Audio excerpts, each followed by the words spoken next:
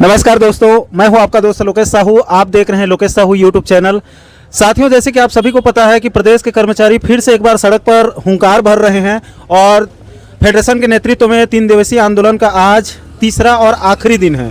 तो आज हम लोग उपस्थित हैं सारंगगढ़ बिलाईगढ़ जिला के जिला मुख्यालय सारंगगढ़ में, और यहाँ के जो फेडरेशन के पदाधिकारी हैं, जिला संयोजक, जिला संरक्षक, सभी से हम लोग जानने का प्रयास करेंगे कि आखिर ये लोग किन किन मुद्दों पर काम बंद, कलम बंद, हड़ताल कर रहे हैं। तो सबसे पहले फकीरा यादव जी हैं, छत्तीसगढ़ कर्मचारी अधिकारी फेडरेशन जिला सारंगगढ़ बिलाईगढ़ के जिला संयोजक हैं। तो यादव जी, आपका और आपकी पूरी टीम का, आपके सभी सदस्यों का, सभी कर्मचारियों का हमारे इस यूट्यूब परिवार में बहुत बहुत स्वागत है सर। आपको भी बहुत बहुत धन्यवाद लोकेश भाई। विशेष रूप से आपको मैं धन्यवाद देना चाहूँगा कि हमारे जो कर्मचारियों की जो ज्वलंत मांगे हैं उसको आप बड़ी प्रमुखता के साथ सरकार के समक्ष रखते हैं। इसके लिए आपको बहुत बहुत धन्यवाद। धन्यवाद यादव जी। सर, आप लोग किन किन मुद्दों को लेकर आंदोलन कर रहे हैं, सबसे पहले दर्शकों को बताइए विस्तार से। देखिए, हमारी जो मुख्य मांगे हैं वो 11 सूत्री मांगे हैं। इससे पहले भी हम 2 चरण का आंदोलन कर चुके हैं और ये तीसरे चरण का आंदोलन है। उसके बाद भी सरकार हमारी जो मांगे हैं उसको अनदेखे करते आ रही है। हम इस मांगों को पूर्ववर्ती सरकार से भी मांगते आ रहे हैं और ये मांगे हैं, ये हमारे हक अधिकार की है, ये हमारे सम्मान की है। कौन कौन से मुद्दे हैं आपके? मुख्य रूप से इसमें जो है केंद्र के समान डीए और जो एरियस राशि है उसको जीपीएफ खाते में जमा करने का है, जो कैशलेस सुविधा है और 300 दिवस अवकाश नकदीकरण का है, अनुकंपा नियुक्ति जो 10% का है उसको शिथिलीकरण करने का है, 4 स्तरीय समयमान वेतनमान है। ऐसी 11 मांगे हैं जो मुख्य रूप से जिसके हम सरकार से मांगते आ रहे हैं। यादव जी, आज कैबिनेट की बैठक थी, अभी जस्ट पता चला बैठक खत्म हो गई है और आज का बैठक भी वही चाय नाश्ता बैठक साबित हो गया जैसे हम लोग सरकार को करते हैं। तो इस पर आपकी क्या राय है? आज कुछ उम्मीदें थी आप लोगों को? देखिए, उम्मीदें तो इस सरकार से बहुत ज़्यादा थी क्योंकि उन्होंने अपने जन घोषणा पत्र में मोदी जी के गारंटी के साथ लागू किया था। और ये बड़ी दुखद बात है, बड़ी विडंबना की बात है कि हमारे जो देश के यशस्वी माननीय प्रधानमंत्री नरेंद्र मोदी जी हैं, उनके नाम को उन्हीं की पार्टी की सरकार धूमिल कर रही है। और मैं आपके चैनल के माध्यम से हमारे यशस्वी मुख्यमंत्री माननीय विष्णुदेव साय जी, हमारे वित्त मंत्री माननीय ओपी चौधरी जी को बोलना चाहूँगा कि जो हमारे जो कर्मचारी हैं उनकी परीक्षा न लें। इसका परिणाम वो देख चुके हैं, पूर्ववर्ती सरकार की हस्र क्या हुई है। तो उनसे मेरा विनम्र निवेदन है कि हमारी जो जायज़ मांग है उसके लिए हमको रोड में न आने दें और जल्द से जल्द इसको पूरा करते हुए अपनी संवेदनशीलता कर्मचारी हितैषी का परिचय दें। सर, अभी तक जब तक हम लोग इस वीडियो को बना रहे हैं, आपका जो बाइट ले रहा हूं मैं, अभी तक सरकार ने फेडरेशन के प्रतिनिधि मंडल से वार्ता नहीं किया है। ये बहुत बड़ी दुखद बात है कि प्रदेश के कर्मचारी 3 दिनों से सड़क पर हैं ठिठुरती ठंड में, लेकिन अभी तक इस निर्दयी सरकार ने वार्ता के लिए टेबल पर नहीं बुलाया है। इस पर आप लोगों की क्या राय है? देखिए, इसके लिए पूरे प्रदेश में सरकार के प्रति कर्मचारियों का जबरदस्त आक्रोश है। ये प्रजातंत्र है, प्रजातंत्र में ऐसा नहीं होना चाहिए। जबकि हम सरकार से, हमारे जो प्रांतीय प्रतिनिधि मंडल हैं, लगातार वार्तालाप कर रहे हैं, पत्राचार कर रहे हैं, उसके बाद भी सरकार हमारे मांगों को अनदेखी कर रही है। इसका मैं आपके चैनल के माध्यम से भर्त्सना करता हूं, निंदा करता हूं। आगे अनिश्चितकालीन आंदोलन के तैयार हैं आप लोग? बिल्कुल कमर कस के तैयार हैं। मैं पुनः बोलना चाहूँगा कि सरकार हमारी मांगों को जल्द से जल्द पूरा करे, नहीं तो अनिश्चितकालीन आंदोलन होगा। उसके लिए पूरे साथी तैयार हैं। फेडरेशन के प्रांतीय स्तर के जो पदाधिकारी हैं, कमल वर्मा सर हो गए, GR Chandra sir, Rajesh Chatterjee sir, Pankaj Pande sir और भी तमाम जो प्रांतीय टीम है, उनको आप क्या मैसेज देना चाहेंगे अपने? मैं आपके चैनल के माध्यम से कहना चाहूँगा कि हमारे जो कमल वर्मा जी हैं, चंद्रा जी हैं, राजेश चटर्जी जी हैं, बहुत ही ऊर्जावान और संवेदनशील कर्मचारी नेता हैं और वो हमेशा प्रमुखता के साथ, पूरी ऊर्जा के साथ जो कर्मचारी की मांगें हैं उनको सरकार के पास वो रखते आ रहे हैं। और मैं हमारे जिले सारंगगढ़ बिलाईगढ़ की ओर से उनको आश्वस्त करता हूं हम हमेशा उनके साथ कंधे से कंधे मिलाकर लड़ेंगे, चाहे स्थिति परिस्थिति जो भी हो।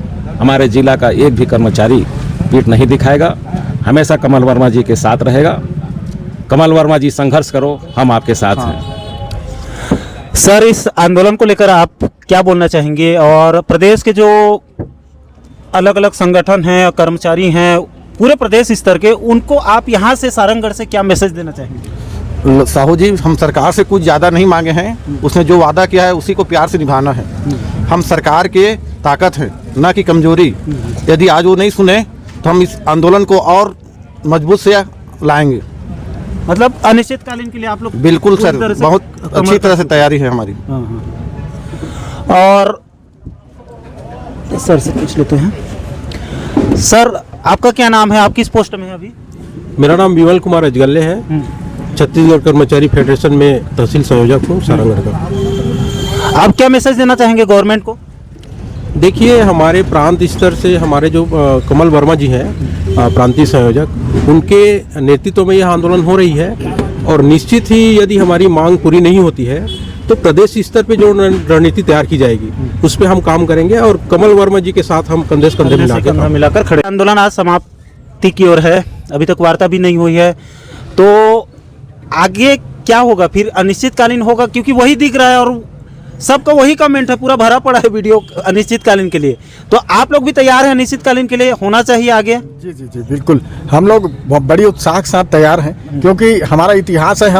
हम आंदोलन के बदौलत ही हमारा शिक्षाकर्मी से शासकीकरण हुआ, और तमाम जो हमारे मांगे हैं वो पूरी होती है तो हमारा आंदोलन और हमारी सक्रियता से है, और अनिश्चितकालीन आंदोलन से ही परिणाम मिला है। लेकिन ये जो छत्तीसगढ़ में जो दुर्दशा है कर्मचारी अधिकारियों का, उसके लिए मैं जिम्मेदार मानता हूँ यहाँ के पढ़े लिखे युवा IAS जो आज मंत्री हैं सरकार में, माननीय श्री OP चौधरी जी के ही कारण आज छत्तीसगढ़ के कर्मचारी अधिकारी बहुत ज़्यादा परेशान हैं, बहुत ज़्यादा शोषित हैं, और उनके पक्ष में उनके जायज़ मांगों को भी पूरा नहीं किया जा रहा है। उनका 100% जिम्मेदार श्री OP चौधरी जी, माननीय मंत्री जी को मैं मानता हूँ, और पूरे 4 लाख अधिकारी कर्मचारी यही मानते हैं, क्योंकि वो जो जन घोषणा पत्र, मोदी की गारंटी का ड्राफ्टिंग करने वाला उस समय का IAS जो राजनीति में आए वो श्री OP चौधरी जी ही थे।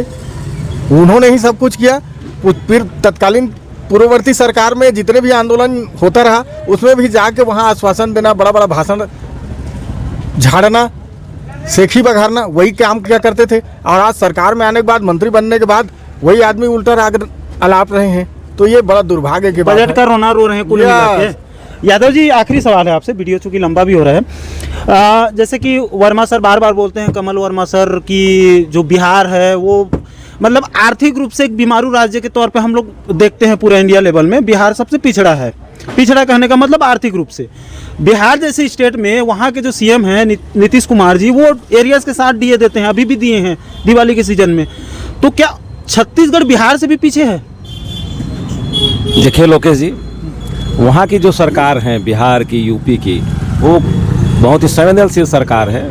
वो समझती है कर्मचारी की समस्याएं क्या है, वो आर्थिक रोना नहीं रोती है। जबकि आप जान रहे हैं कि हमारे छत्तीसगढ़ में संसाधन की बिल्कुल भी कमी नहीं है, जबकि बिहार और UP में ऐसा नहीं है। जबकि UP जनसंख्या दृष्टि से आप देखें सबसे बड़ा राज्य है, उसके बाद भी योगी सरकार ने देय तिथि से उन्होंने बिना मांगे दिया है।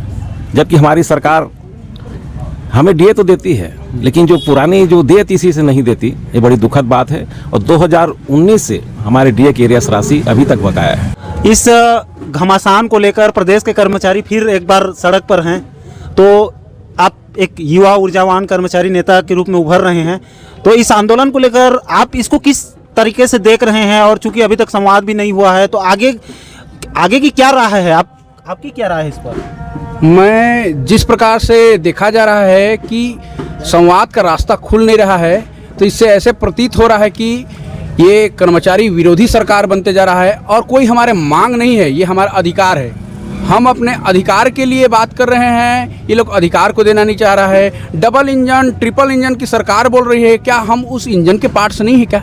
क्या उसके हम अंग नहीं है? कोई सर्किट है, कोई फ्यूज है, तो अपने इंजन को भी तो सर्विसिंग की ज़रूरत पड़ती है। 2 साल हो गया अपने इंजन का सर्विसिंग करे भैया, सरकार अपने इंजन का सर्विसिंग करे, उन मांगों को पूरा करे जिसका रिक्वायरमेंट हो रही है, जो जो ज़रूरतें पड़ रही है, जिसको डीए है, कैशलेस सुविधा है और सहायक शिक्षकों का वेतन विसंगति है, ऐसे तमाम जो है 11 धन 3 मांग अभी जुड़े हैं, उस प्रकार उसको ध्यान देना चाहिए। अच्छा सर, आप लोगों ने और जो फेडरेशन है 11 सूत्रीय मांग रखी है, तो आपको क्या लगता है सरकार सब 11 को मान लेगी?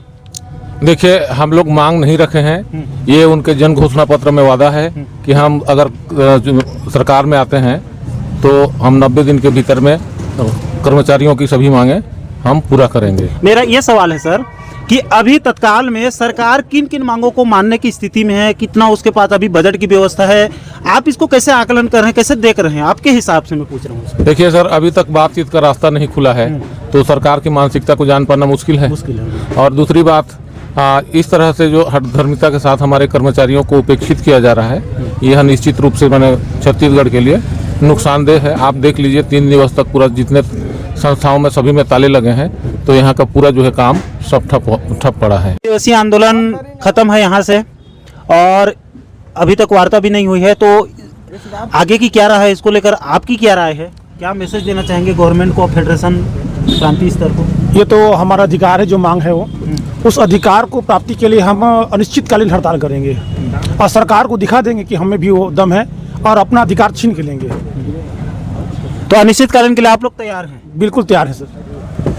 तो यह है दोस्तों छत्तीसगढ़ कर्मचारी अधिकारी फेडरेशन जिला सारंगढ़ बिलाईगढ़ के पदाधिकारी यादव जी और उनकी पूरी टीम, और इनका स्पष्ट कहना है कमल वर्मा सर को और पूरे प्रांतीय टीम को कि अब आर पार के लिए ये लोग कमर कस चुके हैं, तो प्रांतीय टीम भी कमर कसे और सीधे सरकार से संवाद करे। अगर सरकार संवाद स्थापित नहीं करती है या नहीं मानती है, तो फिर आगे अनिश्चितकालीन आंदोलन के लिए फेडरेशन को कोई ठोस रणनीति बनाना चाहिए। सभी कर्मचारी संगठनों से चर्चा करके एक बड़ा निर्णय लेने की सख्त ज़रूरत है, तभी सरकारों को समझ में आएगी, कर्मचारी एकता के बारे में पता चलेगा, क्योंकि इससे पहले कांग्रेस ने भी ठगा, अब बीजेपी भी वही राह में चल रही है। इसीलिए शायद सरकार को एक बार कर्मचारी ताकत दिखाने की छत्तीसगढ़ में सख्त ज़रूरत है।